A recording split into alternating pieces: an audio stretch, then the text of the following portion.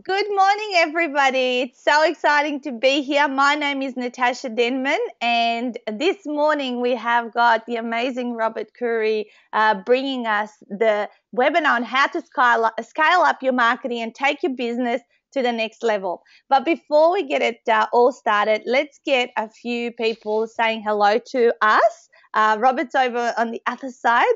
Very, very excited to be bringing this on-call presentation because we actually did run this webinar about 8 or 9 days ago, and we had an issue with the recording. Also, it was oversubscribed, as normally happens in Robert's webinars, and we had a few people who did miss out. And therefore, we decided just before I hit the road to Europe tomorrow that we would do one more for you guys. So we've got hello from James. Hey, just if you can confirm you can see the PowerPoint presentation. Hey, Fonga, nice to see you. I met Fonga in Brisbane. And apologies, guys. I have been trying to change my name in this webinar from Donna Brown, who's a person that I work with as well, except the system was not letting me do that. So my name is Natasha, though. Who else have we got here? Maureen, nice to see you. Hello, good morning. Hi, Robert. We got Catherine there. I met Catherine as well. I think it was Brisbane. And Stone. Hey, Stone, long time no speak. Fantastic. All right, guys, you obviously can hear us and see the PowerPoint. So let me give you a little bit an informal introduction about Robert, and then I'll give you the formal one before we say hello to him. But I picked up Robert's amazing book on how to feed a starving crowd off the internet when one of my authors actually said, you got to check out this guy's landing page and his trailer video for the book. And I go, okay, I went there and I loved it so much. Of course, I'm going to get the book, and I started reading it on my iPad. And I thought, this is amazing. I was highlighting, but really I wanted something to hold on to so I can use it as a textbook because there were so many cool marketing strategies that I wanted to action. But on an iPad, you can only really see one page at a time. So there I went. I found his hard, like a paperback copy, so I can actually get one to squiggle on. And it didn't arrive at my house like for weeks. And then I contacted his people and said, hey, I ordered the book. I'd love to have it. I've been waiting to scribble all over it. And then Robert got back to me himself and said, hey, Nat, he goes, I'm so sorry. I can't believe it didn't get to you. And then ended up sending me a hardcover book. And I said, now you've sent me this hardcover book. I don't want to write over it. I just wanted a paperback. But anyway, he's so generous. He's an amazing marketer. And we started talking, and here we are. We've been collaborating and working together, and love each other's stuff. So I hope you love him too. So let me give you the formal introduction of how awesome he is. So Robert Curry has an MBA and is the #1 best-selling author of Feed the Starving Crowd. He's a Hollywood reality TV pilot host and wildly successful marketer. Rob was recently listed by Startup Australia as one of Australia's top 50 entrepreneurs.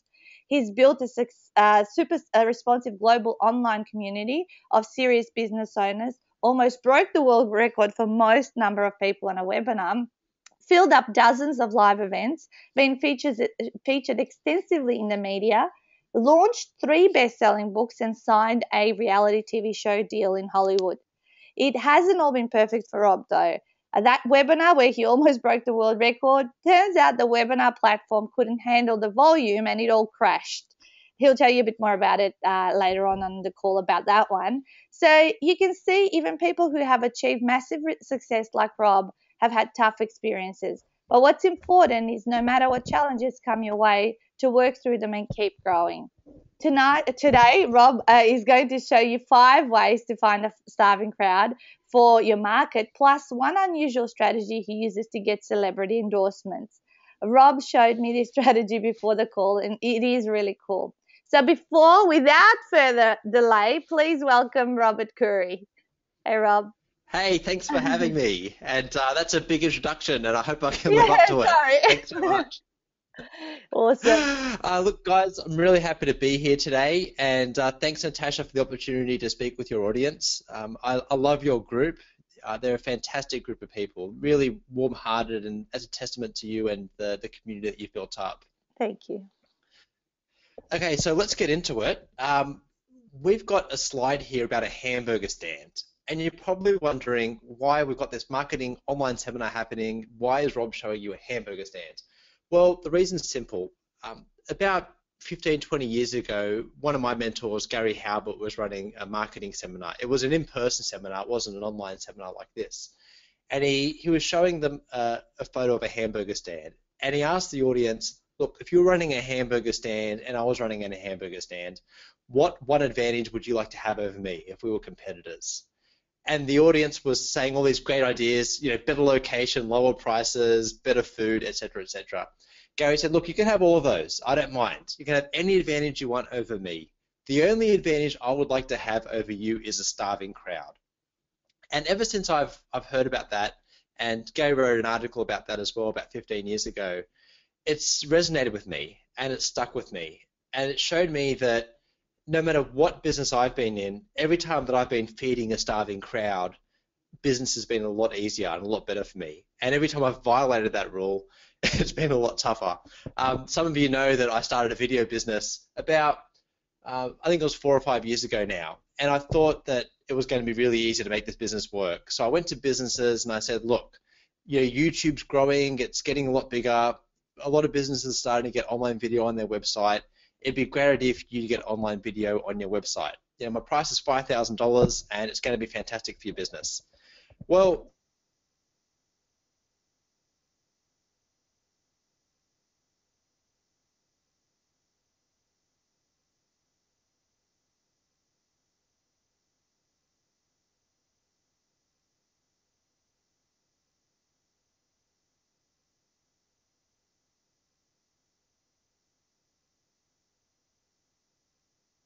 how difficult business can be. And today's presentation is to show you how you can find a starving crowd of your own, that 4 or 5 years ago. So whenever I'm coming onto a webinar presentation and a training course, I want to know, is this for me? And so I want to show you right now the 3 different categories of people that this training applies for. The first one is if you're looking for a hungry, juicy market of buyers. So this might be, you might be looking to start a new business and to validate if that's going to work for you. Or you may have an existing business, but you're looking to offer a new product or service to a different market. So this is for you if you're looking to do that. If you've got an existing business and you're struggling to get a steady, predictable flow of leads, so if your business is good 1 month, then lousy for 2 months, then good for another month, then it's just very unpredictable and very lumpy. If you want to smooth that out and have a much more predictable and steady flow of leads, I'll show you some great strategies for that today as well. And finally, if you're one of those people that is wanting to build up your personal brand and get your name out there, so to speak, I've got some fantastic strategies for you as well today. What we're covering today essentially is scaling up and playing a bigger game. And what I mean by that is to be more specific. So, for example, like Natasha mentioned at the start, one of my clients almost broke the world record for the most number of people in a webinar. Now, that wasn't just a straight trading webinar. That was actually for a new product launch. So it was a sales process of a webinar, and that we had 7,991 people register. From what I can see from the statistics, there was up to 80% of people actually showed up for that webinar. So it was pretty intense, and I'll tell you a bit more about how that all went and how we filled that up and that exact process, and also the horror story of how it all crashed and burned. So it's a really good learning experience, that one. The second example of a starving crowd is the real estate market. So I've got a client who's a property investor and is a property developer actually, and he sells properties to property investors. So in the last 24 months, I've put over 40,000 people registered for those live events to sell property and property trading courses, and that's certainly a starving crowd. And the final example is my client who's an editor at the Wall Street Journal, and he's recently started up a online training course, like showing people how to be better writers, and he's got over 20,000 members, 20,000 students in his online training course, which is on Udemy. So these are examples of starving crowds. And what a lot of people say when they see these examples is, Rob, these examples sound great and the results look good. I'd like to have that for my business, but can you tell me specifically, how do you get these results? What do I need to do to get these kind of results? So the answer's here. It's the Feed a Starving Crowd process. And as you can see, it's a pretty big slide. and there's a lot of things that are involved. I've got a training course in this that goes for 30 hours and it costs $1,000. So we're obviously not going to be able to cover every single aspect of this today because it's just too much. But what I can show you are 3 very high leverage activities that you can do today, and we can cover that in an hour. So the first thing I'm going to do is to show you how to find a starving crowd in the first place. Then we'll show you how to rapidly find out what their pain points are, because that's where this all starts. We need to find out what those pain points are of the clients, and we need to work out the best way to solve them. And a lot of people will tell you that, find out the pain and then solve the pain, but they don't really show you specifically how to find that out. So I'll show you some strategies right now on how to do that.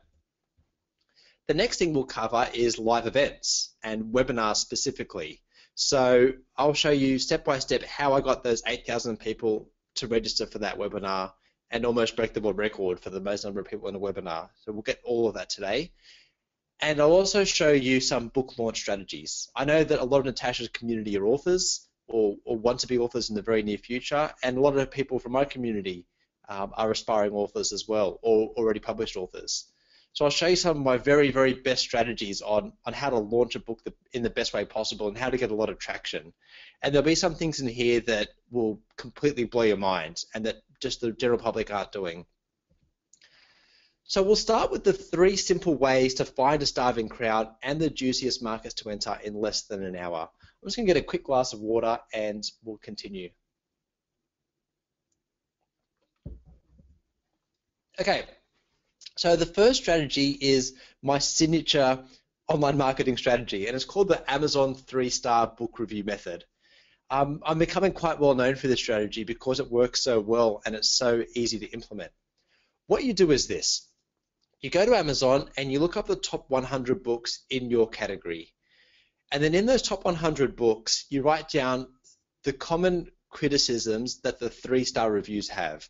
Now, you don't look at the 1-star reviews because that's normally people who, they might be your competitors or they might be people who just aren't that happy with what's going on. And to be honest, I've written a couple of books now and there's a lot of authors on the line.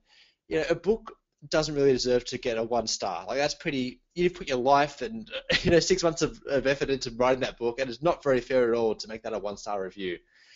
And then if you look at your 5-star reviews, that's quite often friends, family, co-workers, colleagues, nice associates, things like that. Because for a book to have a true 5-star review, in my opinion, that book has changed your life. And there's only a handful of books that I can count on that have done that for me.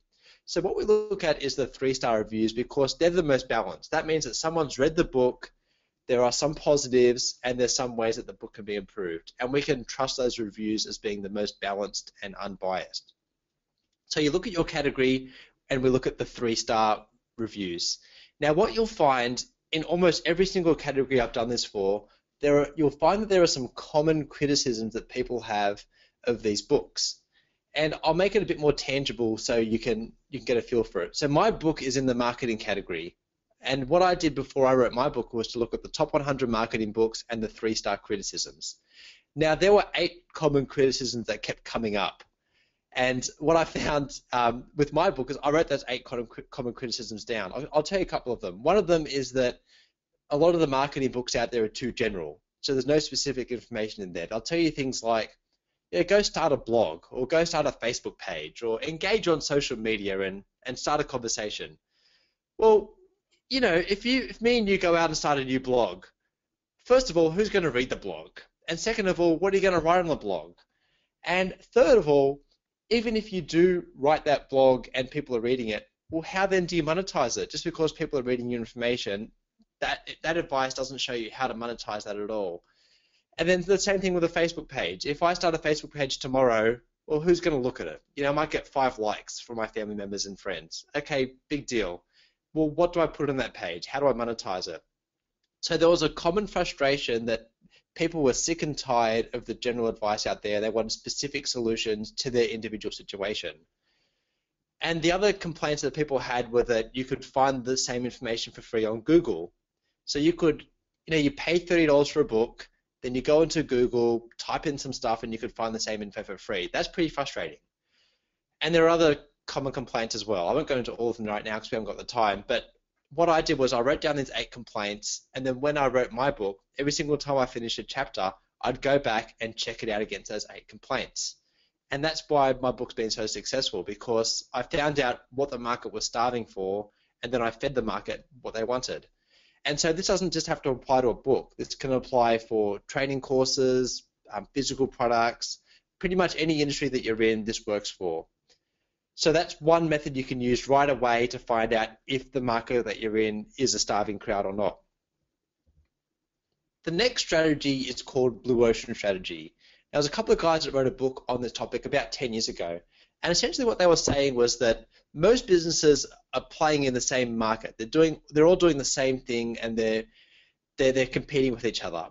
And what happens is if they're in an ocean, they're all fighting, that ocean will become a red ocean because there's so much blood that goes into the ocean. And what the strategy is actually to have a blue ocean, so to play in a space where nobody else is playing. And I'll give you a couple of tangible examples of how this works in reality. One of my clients was Dr. Libby, and so she's one of the world's top nutritionists. We're going to talk about the product launch I did for her at the webinar a bit later. But when she was getting started, she noticed that a lot of the cookbooks out there didn't have anything that was healthy. So they had some recipes that tasted great and they looked amazing, but they weren't healthy. This is about 5 or 6 years ago.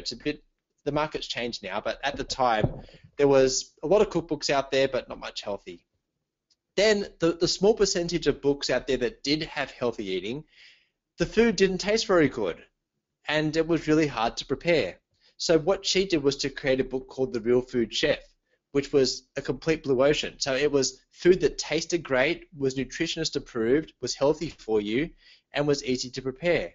Now that was a blue ocean, and that was a runaway success. That book has, for a long time, was the #1 selling book in the whole of New Zealand. So it wasn't just like #1 in a category in Amazon for 5 minutes. It was a solid and consistent performer across the mainstream New Zealand population. Another example is Eben Pagan. So, I think it was 12 years ago now, Eben was single and looking to meet someone. And he found that all the books out there showed you what to do, like how to have a better relationship once you already had a partner. But there were no books and no trainings that showed you how to find a partner in the first place. So Eben wrote a book about it and did extremely well because that was a blue ocean strategy. Now again, fast forward 10 years later, that category is very competitive and it's not a blue ocean anymore at all. And to do well in that category, you have to reinvent the wheel again. So the lesson here is to create a blue ocean, and then you've got a finite period of time to actually monetize that blue ocean before all the competition come in and it becomes a red ocean again. And the final tip is to choose some book titles and to run some ads to test them out. So when I was writing Feed a Starving Crowd, what I did was to have 3 different book titles that I liked. One of them was Feed a Starving Crowd. The other one was, I think it was called Instant Marketing Genius or something like that. And the third one was Double Your Business Without Advertising. And I liked Feed a Starving Crowd from the start, but I didn't know if the market would resonate with that. So what I did was to run 3 different Facebook ads and Google AdWords, and each one of them was the title of the book. And so what I did was to look at which book title got the best click-through rates and the best engagement, and that's the way that I would choose what the title would be. So that worked extremely well for me. And again, it doesn't just have to be for a book title. If you're running a new course or starting a new business line, you can use the title of that to see if that would actually get you a better click-through rate and a better engagement.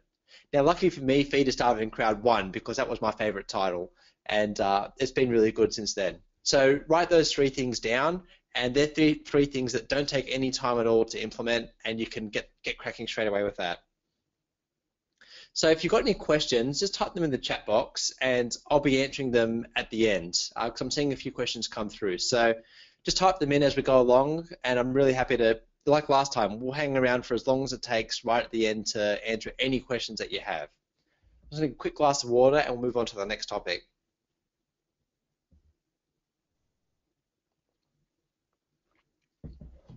All right, so this is a big one. This is my 8-point checklist for a slam dunk business. What I mean by this is that I get approached all the time, like literally every single day of the week, to help people with their marketing. And those offers come in different ways, shapes, or forms. Sometimes it might be through my training course. Sometimes they might want to hire me as a private client, as a private consultant, and work one-on-one. and sometimes I even get offered to be like a partner or a shareholder in a business.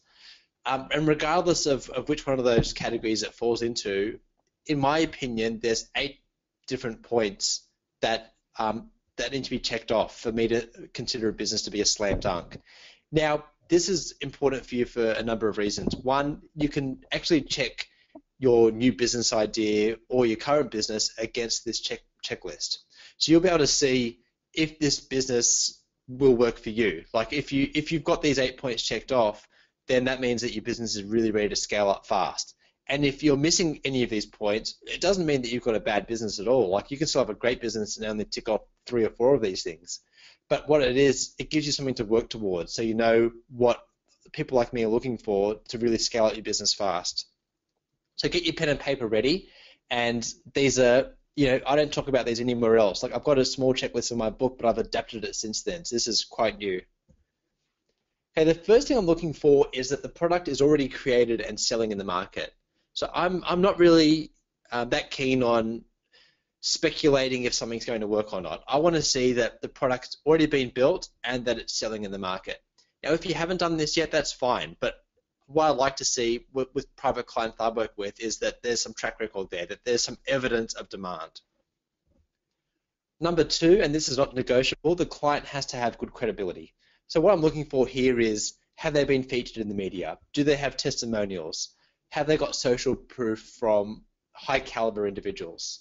The more credibility that we have, the better, because it makes the marketing a lot easier.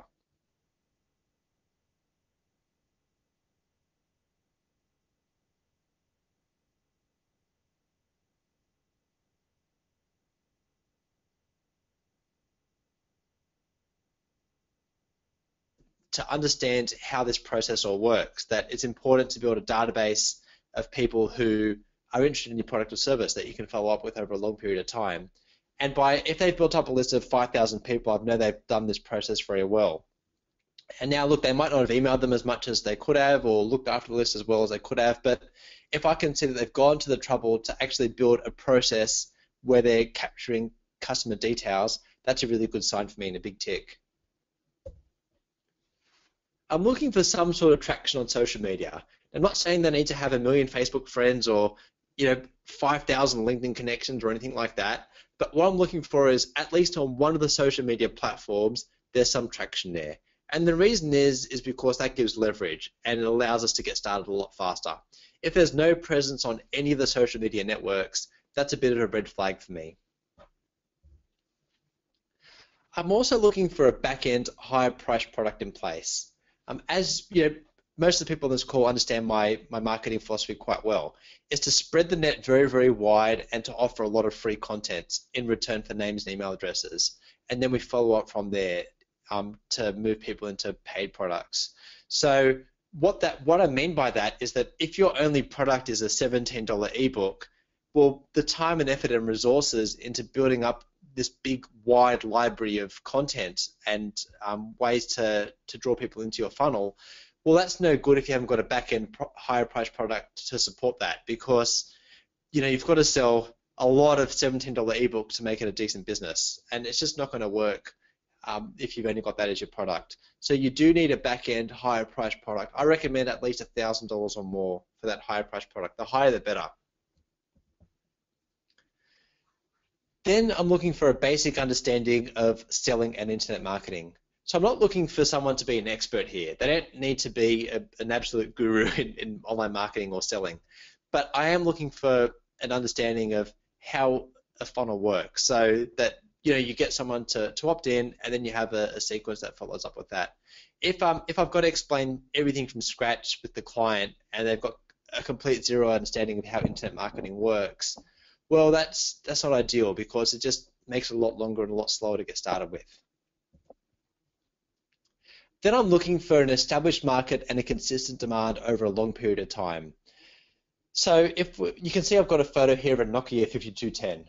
With that phone, if Nokia hired me to do the marketing for that phone, for that campaign, well, I'd put all this hard work and time and effort into a campaign that would last a maximum of 6 months, because then the new phone comes out and then all that effort that I've put into marketing the old phone is wasted. So what I'm looking for is consistent demand over a long period of time. Because what happens is it's the same amount of work to build the funnel in the first place and to do all the tweaking and optimization and testing, and you want to make sure that funnel can last you the test of time. If you're dealing in a fad market or a market that's temporary, well, that's no good, because what happens is that you put all this hard work into it and then it's wasted. For example, I did some marketing when the Australian government had the insulation batch scheme that came out, I don't know, a few years ago now. There was a lot of people, and myself included, that built up marketing funnels for that, and then the government turned off the scheme a month later. And so all that hard work that was put into place was just destroyed overnight because it was a fad market and a short-term government scheme. So what I work on now is businesses that have a consistent level of demand over a long period of time. And then what's really good to find is a market where the competitors aren't overly web savvy. So if you've got a market where you're the only person that's running Facebook ads, or you're the only person that's running Google ads, or you're the only person that's got a book, that's fantastic, because it means that all your marketing materials will work so much better because the market isn't used to that. The first time we ran a webinar for my nutritionist client, we actually had to change the language to call it an online seminar instead of a webinar, because the audience just didn't know what a webinar was. Like, there was a few in there that were tech savvy, but the vast majority, this was their first experience on a webinar. Now, if you're dealing in a market where they've never seen a webinar before and you have to explain it to be an online seminar, that's fantastic, because it means that you'll get higher show-up rates, higher engagement, and all the marketing strategies work a lot better. In our market here, like the marketing category, everybody runs webinars all the time, so we'll find that the turn-up rates are a little bit lower and the engagement rates are a bit lower because there's been so many webinars before. But if you look at a category where they haven't run these, it can just be so fantastic and work a lot better. So that leads into webinars, and now I'm going to show you step by step how we almost broke the world record for the most attendees in a webinar. I'm going to get a quick glass of water, and please let me know what questions you've got so far. Type them in the chat box and we'll get to them at the end.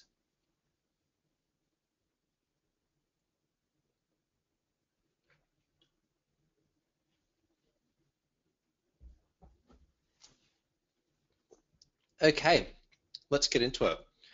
So to give you a little bit of background, this was for a product launch for the new Rushing Woman Syndrome online course.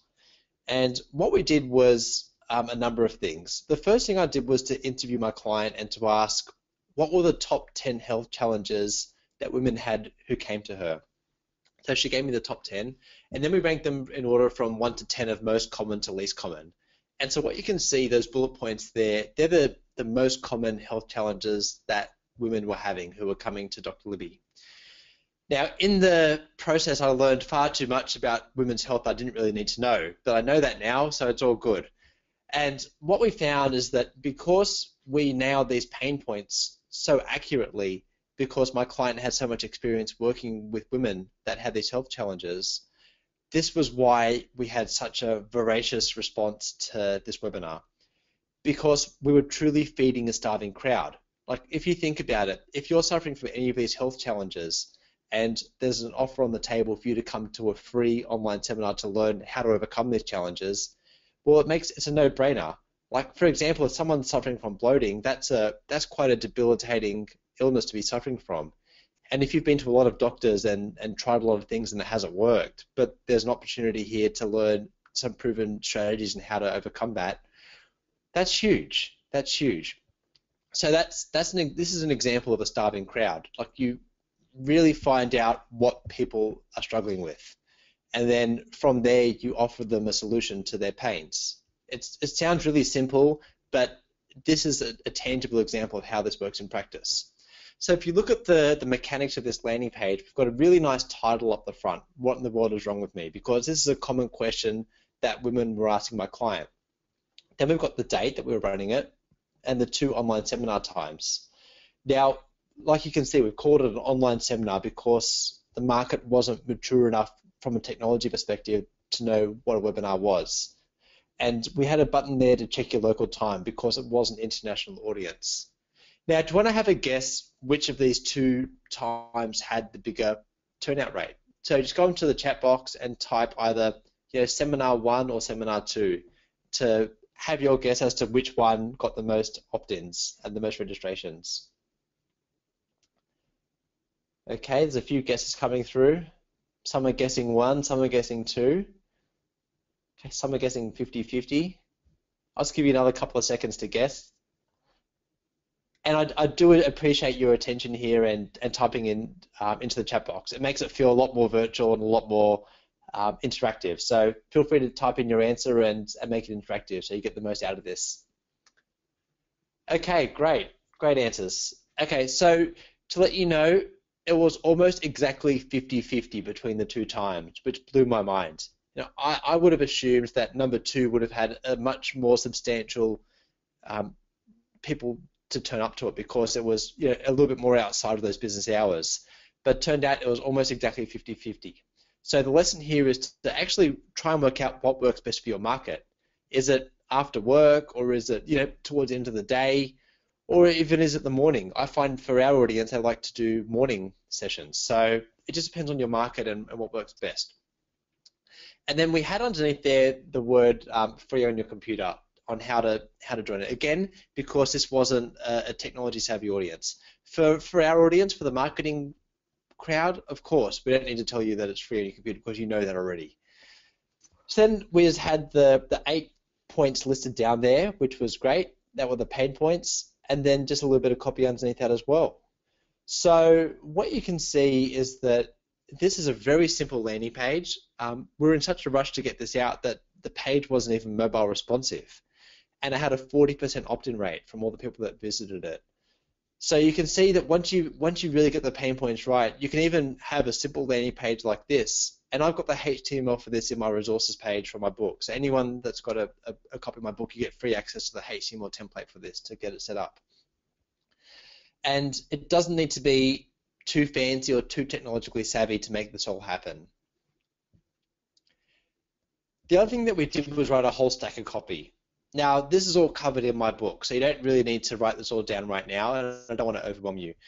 The thing is, we had so many people coming to this webinar that I had to ensure that it was optimized for the result that we were looking for. And so having all these different pieces of copy is not necessary if you're running a small webinar with like 50 or 100 people. Not at all. It's not needed. But you can look at the different parts of the copy that we wrote, and you can then modify it to suit your business. So for example, you might not need a 5-part stick reminder email sequence. You might just have a 1 or 2-part email sequence. Or you may not have an upsell email sequence that's automated. You might just have just one single offer at the end where you don't need an upsell sequence. So that's how you can cut down on the amount of copy that you need. But I really wanted to show you what is best practice in the market. And you can see that we did a whole big stack of copy here to engage people at different stages of registering for this webinar.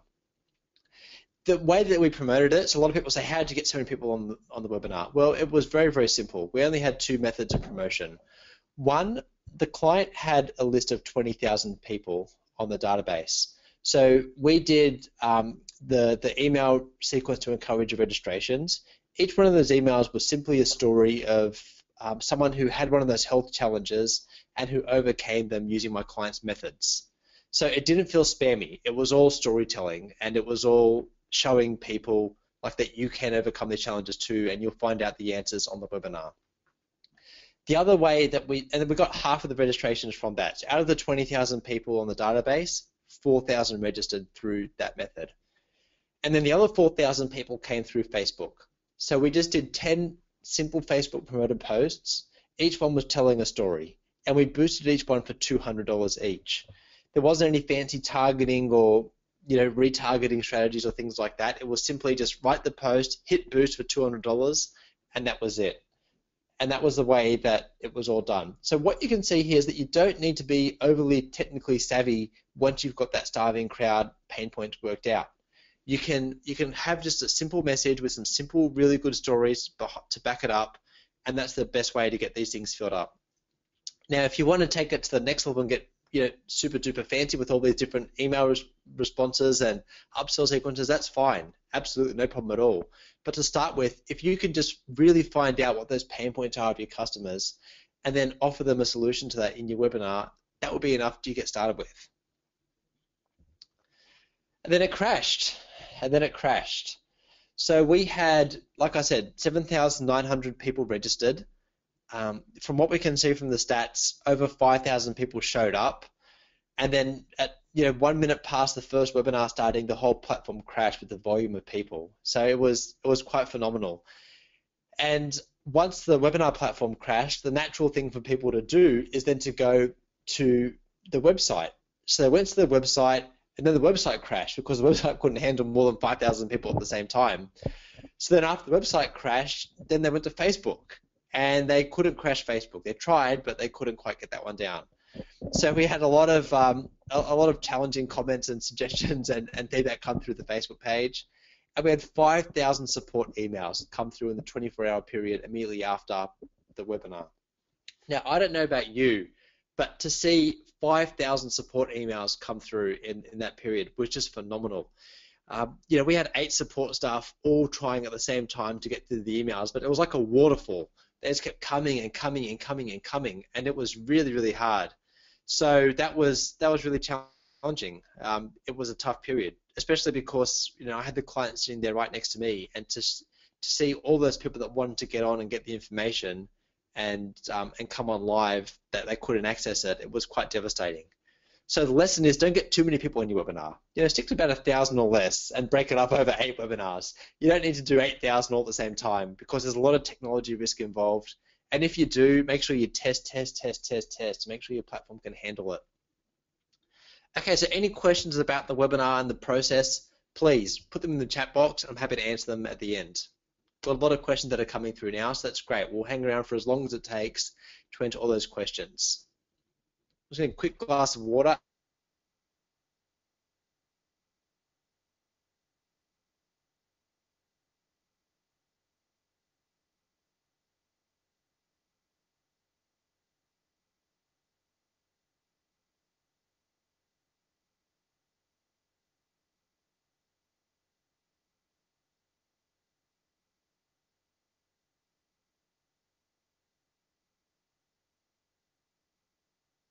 These are the different strategies that I've used that have been really successful in the last live event book launch at a 5-star venue. Now, there are some people on this call who actually attended that book launch, and I had 300 people attend. I had the whole thing catered, and there was drinks and really nice food. I had some corporate sponsors who helped offset the cost of all of that because it's not a cheap exercise to do this. And I highly recommend that you get a couple of corporate sponsors on board who can help subsidize the cost of this for you. Now, this has to be a win-win. This is not just you getting some money from the corporate sponsor and saying thanks very much and putting their logo on a screen. What I did with my corporate sponsors was I said, look, I'm going to have 300 entrepreneurs, business owners, and corporate executives attend this. So it's a very high-level crowd. It's very unusual for you to get the opportunity to do a short presentation to a crowd like this. Would you be happy to come on board as a sponsor, and I can give you a short speaking slot and recognize you as a sponsor? And my corporate sponsors were delighted. So I had one major corporate sponsor who I gave a speaking slot to, and I had a number of smaller corporate sponsors who had stalls and desks set up at the back. And so they got recognized through the presentations, and then people could go and see them at the back if they wanted to find out more about their products or services. So that's how I was able to subsidize my book launch. It actually didn't cost me any money out of my pocket. Now, the other good thing about the book launch is that you can build up a lot of momentum. So if you've got 300 people who attend your book launch and they become ambassadors for your book, I had people that walked out with boxes of books because I gave a special deal. I said, look, you can buy the book for $30 for one particular book, or you can buy a box of books and you can get half price on the lot, and you can give them to your friends, family, work colleagues, employees, staff, no matter who you want to give it to. And I had a lot of people walking out with boxes of books. Now, it's such a great, it's such a great feeling to see people walking out with boxes of your book that you spent all that time and effort putting together. And first of all, it's a great feeling, and second of all, it's great for your business, because once people are walking out with a box of books, they're going to do whatever it takes to get those books in the hands of the right people. And it's a lovely feeling, and I highly recommend that you do it. So that's the book launch at the venue, because a lot of people are doing an online book launch where you might build up some hype, which is great, but the offline book launch for me was fantastic. The next thing I did was to make a unique landing page. So if you go to feedarstarvingcrowd.com and have a look at my landing page, it's completely different to any other book launch page that you've seen before. And the reason is this: I wanted people to go to the page and get a lot of value out of the page, whether they decided to take the book or not. And because I went to all that trouble, it's just been a fantastic effort, and it's been fantastic for my business. So now I'm well over 10,000 people who have downloaded a copy of my book. Some have been a free download, some have been paid. There's a combination of both, but that I know of, there's at least 10,000 books in the marketplace. The other good thing is that it's been so successful that lead pages approached me and said, can we do an interview with you, Rob? And can we turn this into a lead pages template? So now it's been that successful that it's been featured as an editor's choice by lead pages, which is no mean feat. Like, these guys do landing pages for a living. And so to feature mine as an editor's choice was a huge compliment, and I was really happy to see that happen. And also now it's a template, so it's popping up all over the internet, and people are putting their own content into there, which I'm really happy about. I put a lot of work into making it work, and I'm delighted that people are able to get that template and implement that for their business. So having that unique landing page, and I had a Hollywood trailer style video on there. So the Hollywood trailer is fantastic because it didn't cost me a whole lot to produce. I hired a university student, so it wasn't that expensive, but it just looks amazing. And it gives the book so much credibility to show that you've put the effort in to make a really good trailer associated with that. The next thing I did was to hit the podcast circuit. So I went, I got a podcast manager, and that podcast manager got me booked into about 35, 40 podcasts in the last 6 months. And that's been great because what you find is that some podcasts are bigger and some are smaller. So the biggest one that I appeared on was Entrepreneur on Fire by John Lee Dumas. And he's got just a phenomenal amount of listeners. He gets over 1 million listeners a month to his podcast. And so to be featured as one of the guest experts on that podcast was firstly a very big credibility booster for me, and secondly great for my business, because immediately after that podcast there was a swarm of people that came to my website and they got my book and inquired about my consulting services and purchased my courses. It was great. So if you can nail one of the big ones, that's a great thing to do. Now the small ones, some people say don't bother with them because you don't get any leads or volume from them. And look, that's true to an extent. There are some that I did that were with smaller players and they weren't as professional, and I couldn't see any tangible benefit from doing that in terms of leads back to my site. However, you're still getting a really good article, because nearly every single person that does a podcast has a show notes section. So you're seeing a fantastic number of people that write a great write-up about your book, a great write-up about the interview, and linking back to your site. So I think that they're all valuable. And a podcast isn't a huge investment of your time. It can be like 20, 30 minutes most of the time. Some of them go for an hour, but most of them are half an hour. So even if it's half an hour of your time with a small podcast, it's getting you better media practice. So when you do have big interviews with TV networks and radio stations and things like that, you've done this, and you've had all the hard questions thrown at you before, so nothing really surprises you. And the second thing is you get those backlinks back to your site and people writing about you and your book. So that worked really well for me. The next thing that worked well for me were to land some guest blogging slots. And these again, so some of them are bigger, some of them are smaller, but it's great to get your work onto other people's platforms because they've invested a lot of money and time and energy into building up their audience. And by you doing a blog on, by you doing a guest blog on their particular blog platform, we're getting access to all those different people. And then I built up a book launch team of 150 people. I write about that in my book. So essentially, if you want more information about that, you can just read the book. And I got some big name endorsements and a TV celebrity Facebook post, which I want to talk a little bit more about now. And I also want to have some time for questions.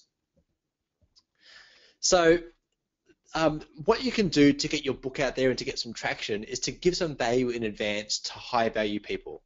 What I mean by that was that Alyssa and Lysandra came to me and inquired last year about helping them with some online marketing for their new website they've set up. So Alyssa and Lysandra, these are the two twins that won the Block TV show here in Australia. And they're on national TV for a number of weeks, and they're quite well known here. So they asked me for some assistance with their website, and I said, look, come to my office and let's spend an hour together, and I'm happy to help you guys out. So they came in, we spent an hour together, I gave them some great strategies. And then they said, okay, look, let's take a photo together. So we took a photo with the book, and then they went back to their Facebook page and they did this post, which was really generous of them. So I'll tell you a little bit about what impact that had on my business in just a moment, but on the day that they posted, it was about 11:20 in the morning, and I was just doing my work like normal, and at the time I was getting email pings every time someone downloaded my book. And so I got a ping and a ping and a ping and a ping. I had about 10 of these come in the space of 30 seconds. And I said to Andre, my web developer, I said, I think someone's hacking our site. This is not right. Like we never get 10 downloads in 30 seconds. Something's going wrong here. And he did the checks and he's like, no, it's all fine. And they kept coming and coming and coming. And I'm like, what is going on here? This is not right. Something's not right. It's like, no, it's all legitimate traffic, different IP addresses. There's nothing wrong, Rob. Just calm down and it's all fine. Like, okay, fine. So I went to Facebook and I saw that I got tagged in this post. And turns out, in a 24-hour period, I had over 1,000 downloads from just this one post from Listen on Lysandra. Now they've got at the time they had over 180,000 fans. I'm not sure how many they got right now today, but there's a significant amount of fans. And you can see just from one celebrity endorsement of my book, that ended up being 1,000 downloads. And the great thing about it is, like, this wasn't a sponsorship agreement or an affiliate agreement or anything like that, because if we were going to do that, we need to go through agents and get things signed off and a legal agreement and all that kind of stuff if you want to work with a celebrity. But by adding value, by spending an hour of my time and sharing my expertise, they felt that was so much value that they were happy to do this in return without needing to do big legal agreements and things like that. So that's one way that you can get some serious endorsements. A couple others have done really well for me. David Fry was extremely generous to post a link to my book on his Facebook wall. And as he mentioned there, we did get hundreds of downloads from his posts. So he was, David was one guy that I studied when I first got into this business 10 years ago. And he's, it was really flattering to see that he was able to promote our work. And I didn't even proactively go out and ask. He just read my book and felt that it was a great thing to share. So that was really generous of him as well. And Kevin Rogers, he's really close with John Carlton, who's arguably the best copywriter going around right now, if not one of the best at a bare minimum.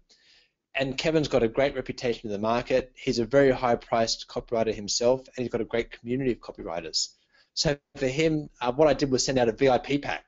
I sent out the book, and I sent him the Aussie hat with the with the corkscrews at the front, and he loved it. So he took a great photo, and that got me a lot of traction as well. So we've gone through a fair few things today, and my message here is that these are great things that you can implement in your business straight away. So I'd highly recommend that you write them all down as you've been going through and see which ones you can implement right away to get some good traction in your business. And it all works extremely better when they're a part of the whole system, which I showed you at the start.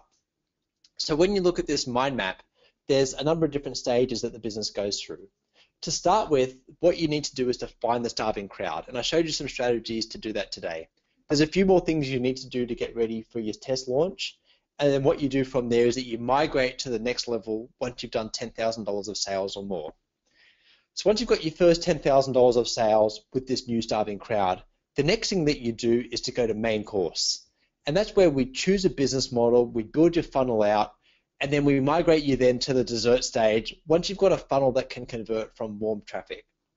And the other two stages, the dessert and the all you can eat, this is more of my private client territory. So once you've got a funnel that can convert from warm traffic and it's tested and proven, then it gets quite exciting.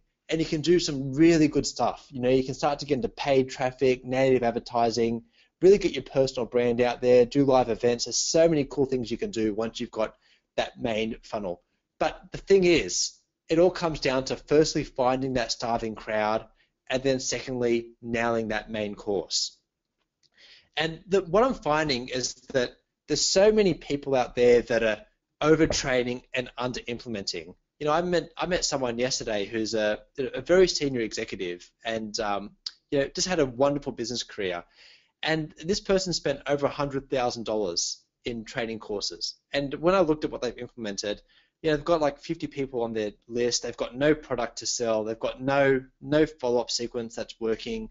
It's quite disappointing to see that they've put that much money into training without implementation on the back of it.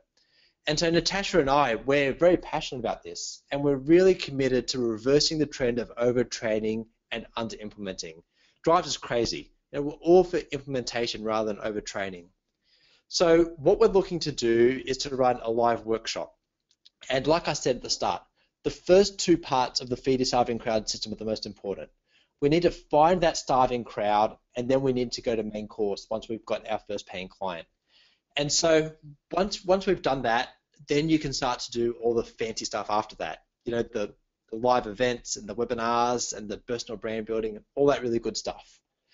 But until we've got that starving crowd and that main course set up, then all the other stuff is just distraction. So we're running 2 live events. One's going to be in Sydney and one's going to be in Melbourne. These are happening in August, and we'd be absolutely delighted to have you join us. So it's a half-day workshop, and it's a VIP ticket that we're offering. Now, the price is $497 for this VIP workshop ticket. And what you get for the workshop ticket is, firstly, access to the information and the training that we go through. So we go through all these things on that 4-hour course. And then you also get front row seats. So you're going to get closer access to myself and Natasha. You get a signed copy of myself and Natasha's book. And you also get a private lunch with myself and Natasha following the event. So it's really good close access, and you have a really good experience. Now, the last time we ran this webinar was last week, and we had a special live workshop deal, and it was for $97, and that only lasted to the end of the weekend.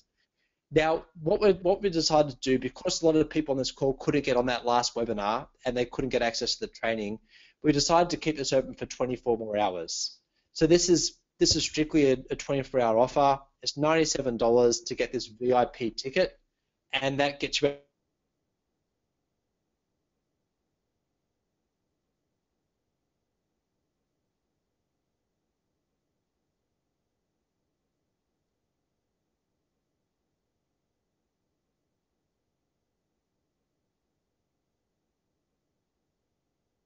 in the front row seats.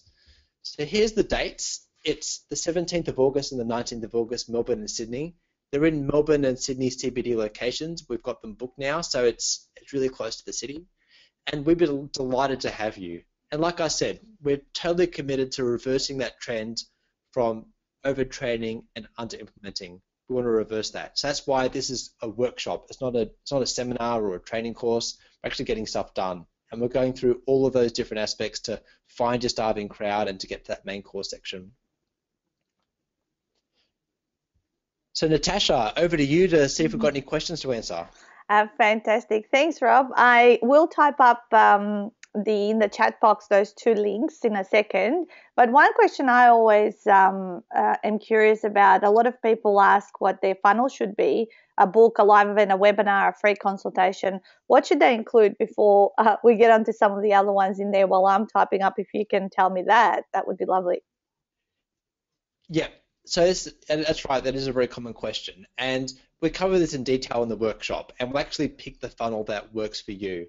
Essentially, there's so many different options out there, and it really depends on where your core strengths are. So for example, if you're a person that doesn't like to speak and do public speaking and webinars and things like that, if you're more of an introvert and you don't like that, well then a live event model isn't really going to work for you that much. It might be more of a book or an online course or consulting or things like that. And if you're a person that loves to get out there, then of course, live events are a great way to get your business out there. So it really depends on your strengths, what you're good at, what you enjoy. And we go through that with each of the people that come to the workshop on the day. Fantastic. Yeah, awesome. And just for those of you who maybe are on the question box but not on the chat box, if you open up your chat box, I've been talking to you guys through that throughout the presentation, and a few comments there. So I've posted up those links there. And what I'll also do is I'll post up the addresses of the venues in Melbourne and Sydney. and put down some logistics. But let me give you a couple of more questions, Rob, that have come through. So I'll go straight from the beginning. There was 2 or 3 there about the advertising on Facebook. So one question from Robert was, what do you advertise when testing the title? Then there was a similar question from Catherine. What do you put in the advert? Did you advertise your book? How did you word the ad? And the last one in that category was with choosing book titles, would you not be stealing? Oh, no, that one's not. Sorry. Those first two, if you can handle those first two about the Facebook ads.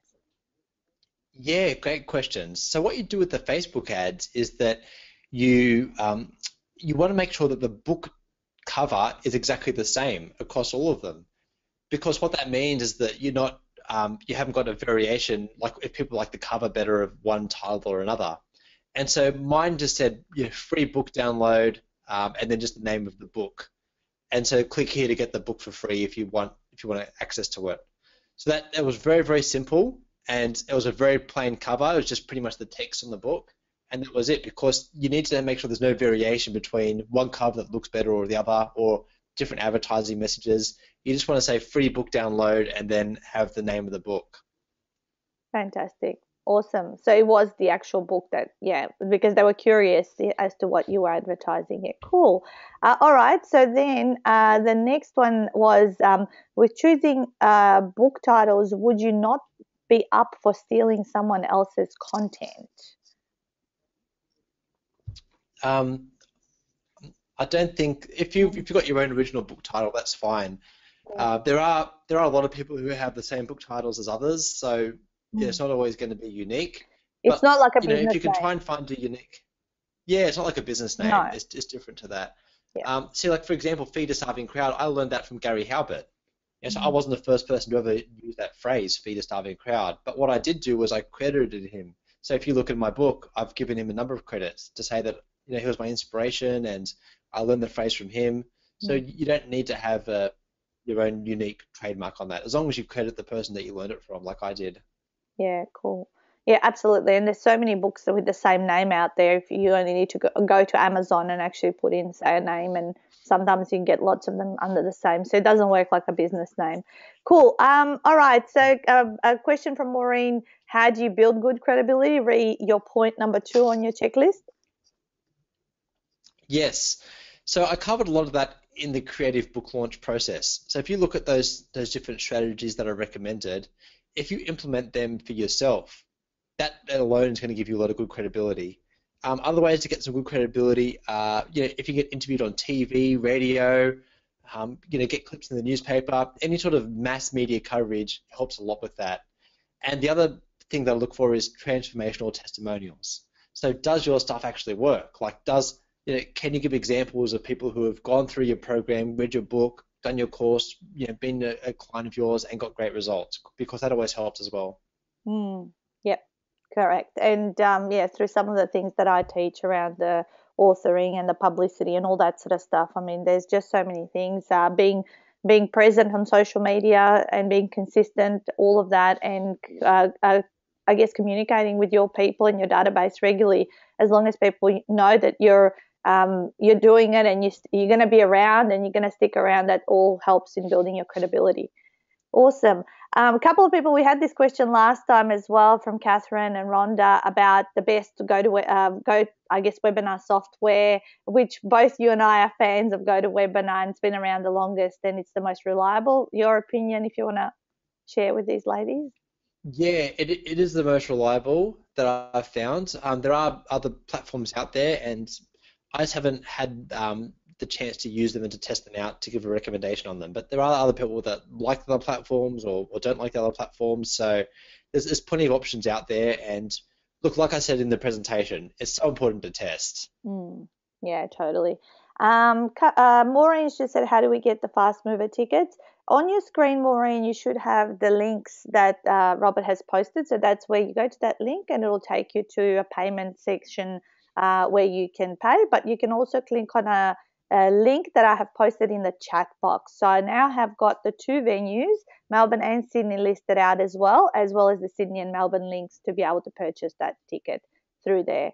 All right. So then there was, so let me just go through. I'm just sifting through all the questions. Stephanie, unfortunately, we won't be coming to Perth. I will be coming individually for something else in Perth in September.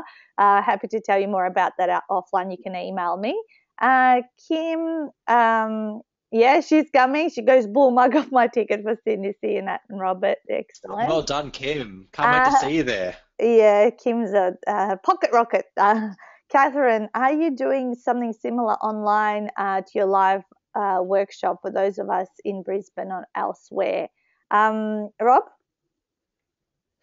No, look, we were planning on doing something online, but we felt that this is going to be a lot better in an in-person environment. Mm, And look, it's only half a day. Like you can even, it's got from 9 o'clock to 1 p.m. So, if you need to, you get the first flight in the morning, get mm, to Sydney or Melbourne by 9 a.m. and then fly out in the afternoon. And, to mm, spend half a day with us at this price point is mm, is quite phenomenal. Like my rate is $10,000 a day to work with private clients, mm, and I do mm, at least 2 or 3 or 4 of those days every single month.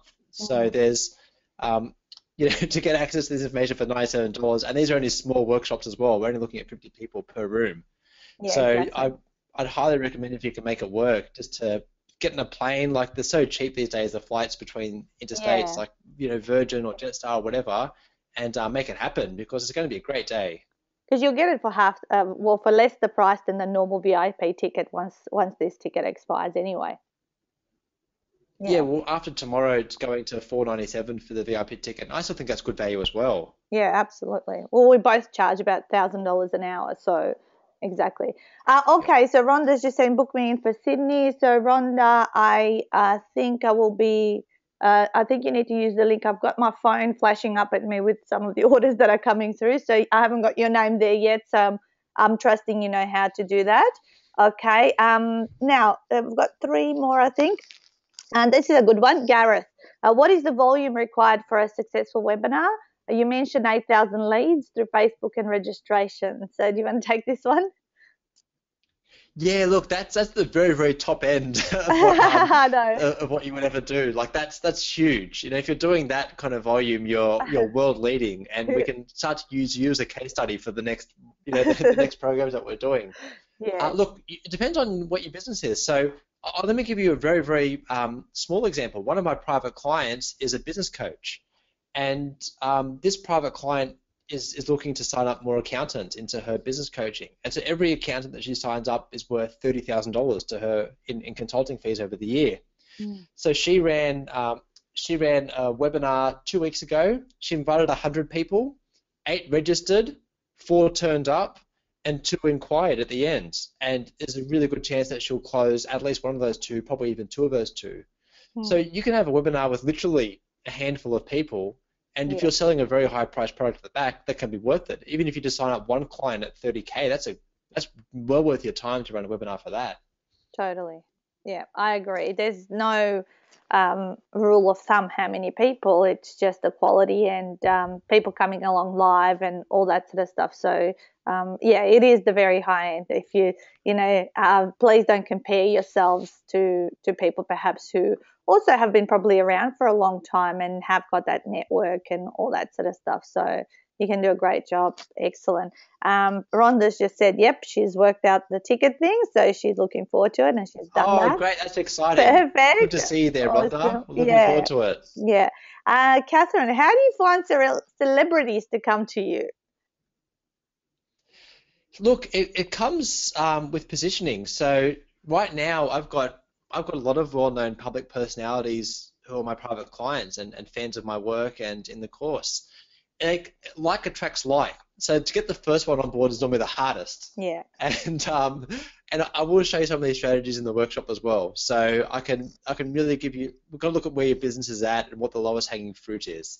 And the thing is, you just really need to get that first one on board, because once you've got the first one, then the rest flow like dominoes. Yeah, I agree. It's like anything, getting that first corporate gig and first celebrity. And well, I helped a Paralympian at my a retreat last time, and then therefore I had another Paralympian at the one that just went finished.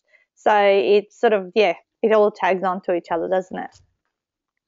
Beautiful. Definitely, definitely. And then because like attracts like. Like once they can Yep. see that you're working with celebrities already, Yep. they feel like, okay, yeah, You that's can a trust celebrity, I'm a them. celebrity, let's do it. And you know what?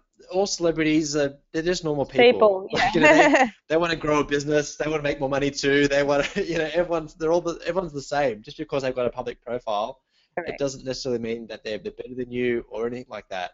Yeah, absolutely. I agree with that as well. All right. So then Stones also said he's very interested in the course and all that, and he'll be getting in touch with us. That's fine. And there was just one other a question from Kate. I have 4 of the 8 points lacking in PR, but have clients such as CBA. So I'm focusing on bio, website, and holding an event at Five-Star Venue in August and have media coverage. Would you recommend concentrate on the following database before writing book or webinars? Look, to give you private, like individual advice, we'd need you to either come to one of the events or to be a private client because the answer to that can depend on a number of factors. We really need to understand where you're at with your business, what your objectives are, and where you want to get to. But Mm. any of those strategies sound like they're good, but to give you specific personal advice, Natasha, I would have to go through that process with you to really understand where Mm. you're at and what those end objectives are. Yeah, because I also meet people and qualify them into the Ultimate 48-Hour Author Retreats we run. And sometimes it's one of the first strategies is to get a book out so that they can hit the ground running, and other times it's not. So just got to figure that out by having a deeper conversation. I think so. Perfect. Thank you. Maureen's also booked in for Sydney, so we look forward to meeting you there Oh, too, Maureen. fantastic. And Looking forward to seeing you there, Maureen. Cool. Fonga, I met in Brisbane. So she's got a question. What do I need to prepare for before the workshop? Oh, look, we'll send you an email with all the details. We'll just send you a couple of questions for you to send through before it all happens. Nothing hectic, nothing to worry about. Hmm. It'll probably take you about half an hour to an hour max of pre-work, just so we've got some things in place so we can take some really fast action before the Yeah. workshop. Well, it's all about implementation, I believe, because if you can do a little bit of preparation work, those 4 hours that you spend and then the lunch will be of most value, and you can go home with something tangible rather than just sitting there passively listening and going, "Oh yeah, that was nice," and then walking away. We want people to take action. I guess we're looking to change the face of results that people get beyond education. Cool. Awesome. She's thinking of coming to Sydney from Brizzy. Cool. And Kate's just said thank you. Awesome. So we did get through all the questions, and I will update my VIPs on our list that have just booked from to join the ones from last time. So that's really, really exciting. Anything else you'd like to close off with, Rob? Look, if you want to come along, it's feederstarvingcrowd.com/Melbourne or feederstarvingcrowd.com/Sydney. And I really feel that at this price point and this offer and the value that you're going to get on the day, it's a sensational chance for you to get access to myself and Natasha, really get your funnel dialed in, work out what's happening in your business, and to get some great clarity going forward. And if you feel like you really want to step up your business to the next level and take things a lot faster, this is a sensational thing for you to come to. Fantastic. Yeah, absolutely. I agree, and I can't wait. And a couple of people are saying thank you so much. Got tons of value from it and sending lots of thank yous. See you in Sydney. So Fonga is going to come down from Brizzy in Sydney, so that's great. Thank Fantastic. you. Great to see you there. Thank you, Catherine. And I think I had someone from Adelaide say they were going to come to Melbourne. So I think the Adelaide people are going to come to Melbourne and the Brisbane people will come to Sydney, which is great. Yeah, great day out. You know, it's always when you make that a little bit of extra effort, I think it's worth it and makes you like going, well, if I'm going to go that far, I'm also going to take the action that I'm going to learn. Thank you, Kim. See you soon as well. Excellent. All right. So, guys, it's been an absolute pleasure. I want to thank Robert again. Look out for another awesome webinar we'll be doing. I'm going to be coming to you from Greece. So we'll facilitate one in about a month's time on something different. I'm going to talk about how to get bums on seats in seminars. And we will be bringing you little valuable information along the way now that you're part of our communities. And by all means, join our Facebook groups like Rob's got his one called Feed a Starving Crowd, and we've got the Ultimate Business Support one. Both groups have over, collectively, I think nearly 15,000 people there, and so much valuable content being shared.